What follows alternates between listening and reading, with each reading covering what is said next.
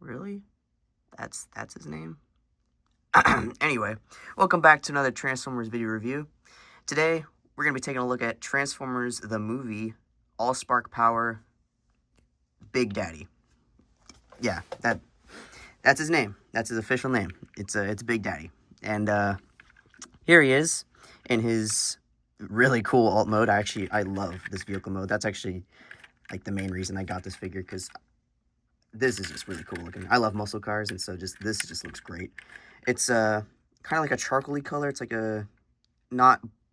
It's like a brownish black. There's like a hint of like brown in there, but it's dark. It looks nice. You can see flame detailing on the side. Very hot rod like. It has the engine block. It looks really cool. Rolls great. There's no like unnecessary robot parts underneath because it's an old figure. This is a repaint of Cybertron Downshift, and so it's from like 2006, something like that.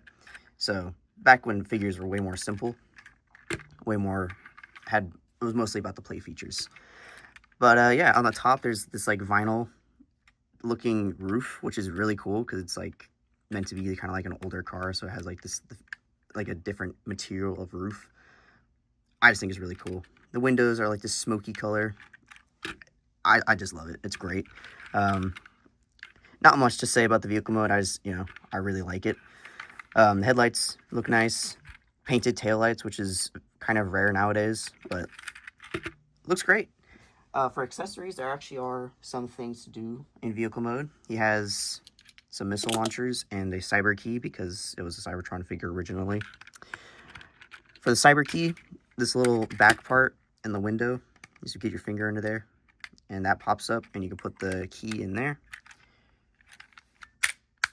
and that part pops out. I don't really know what it is, but it's like a little grabber thing, and it's like maybe a missile or some sort of. It's a thing, It's just a little gimmick. It's pretty cool. I usually just put this somewhere else, but it's cool. And then the missile launchers actually work, so that's pretty cool. Nothing like an old figure with a missile launcher that works. They just plug onto the sides of the car like this, and that's pretty cool. And of course, they still work. So just put those back in there, and you can take them off because we're going to get into transformation now. Very simple. You want to open the doors. Those become his shoulders and arms, and you just flip them like that. And then back here, untab the legs, and it flips, and everything kind of just flips down. And then the waist tabs into the bottom of the torso, which also pops up his head. Flip the legs down, flip these front parts up, fold out the heel, and flip down the foot, and then fold that back up. Like this, and that, and like that. Then fold down the arm and flip out the wrist. Like so. And there we go. Very simple, very cool. Shot that missile on accident. It's cool.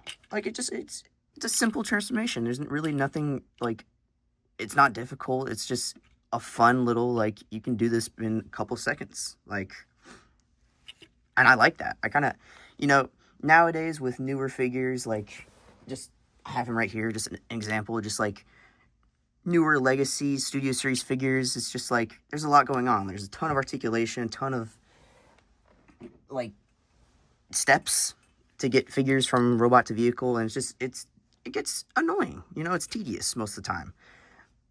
Articulation is great, don't get me wrong, but it's just like back in the day they were just so simple. They were just, they looked kind of goofy. Like look at this.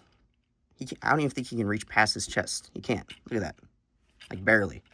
Not even. Yeah. They just look goofy, but they were fun. They had gimmicks, These shoulder cannons. I just spoiled it. His missile launchers can go on his shoulders and become shoulder cannons. Or they don't, I guess. Yeah, they just clip on like that. There's one. Or you can just put them in his hand. Either way. I like to have him on his shoulders, though. I just think it looks cool. There we go. But yeah, figures back then, full of gimmicks, full of chunk, felt nice. It was just solid. Like, he is solid. Like, just solid plastic. The roof is just, solid. It's just, it feels nice. Nowadays, there's a lot of hollow bits and just, you know, you kind of miss it. But it's whatever. For articulation, older figure, not much to it, but there is a shoulder swivel and up and down at the inside of the shoulder, and an elbow bend. He has a ball joint at his hip, and a knee swivel for some reason, and a knee bend.